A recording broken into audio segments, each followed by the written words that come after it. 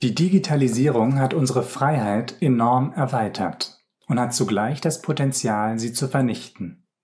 Dank digitaler Dienste sind unsere Möglichkeiten, uns selbst zu verwirklichen, stark gewachsen. Wir können unsere Interessen besser artikulieren und durchsetzen, können leichter sein, wer wir sind, sagen, was wir denken, glauben und lieben, woran und wen wir möchten, können sehen, lesen, hören, was uns gefällt. Wir können mit mehr Menschen kommunizieren als früher, ganz neue Berufe ausüben, wir können unsere Meinung und unsere Kunstwerke mit geringen Mitteln über die ganze Welt verbreiten, wir können Kontakt zu Freunden und Familie halten und Menschen mit Behinderungen den Zugang zur Welt um sie herum erleichtern. Digitale Hilfsmittel haben unser Leben auch sicherer gemacht, etwa im Verkehrswesen, in der Medizin, durch die Beherrschung von Gefahren durch Atomkraftwerke oder die Vorhersage von Umweltkatastrophen. In allen diesen Beziehungen dient die Digitalisierung unmittelbar oder mittelbar unserer Freiheit, hat sie gestärkt und eben auch erweitert. Aber Technik ist neutral. Mit einem Messer kann man Äpfel schneiden oder einen Menschen töten, mit einem Flugzeug in den Urlaub oder in den Krieg fliegen, mit einem Radio Musik oder Hass verbreiten. Nicht die Technik ist, ihre Nutzer machen sie gefährlich. Und so können wie alle Werkzeuge die Früchte der Digitalisierung auch gegen uns selbst verwendet werden.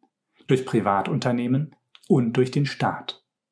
Global agierende IT-Konzerne erstellen mit großen Datenmengen längst Persönlichkeitsprofile von uns und manipulieren auf deren Grundlage unser Verhalten. Im harmlosesten Fall hin zum Erwerb von Produkten oder Dienstleistungen, die wir nicht brauchen. Im schlimmsten Fall manipulieren sie unsere politischen Wahlentscheidungen und fördern sogar unwillentlich Hass und Gewalt. Durch die Verbreitung von Fake News sind die sozialen Medien zu einer echten Gefahr für die Demokratie und damit auch für die Freiheit geworden.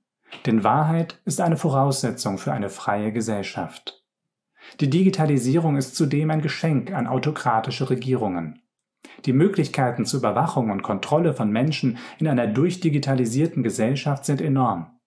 Ob durch intelligente Videokameras, die Analyse von Geldflüssen, Reisebewegungen, Standortdaten, Telekommunikationsverbindungen oder Meinungsäußerungen, im digitalen Zeitalter droht jede Abweichung von der Norm entdeckt, verfolgt und bestraft zu werden.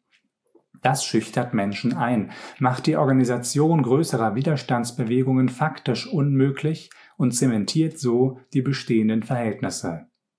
Sind diese Verhältnisse unfrei, kann die Digitalisierung Menschen auf lange Sicht zur Unfreiheit verdammen.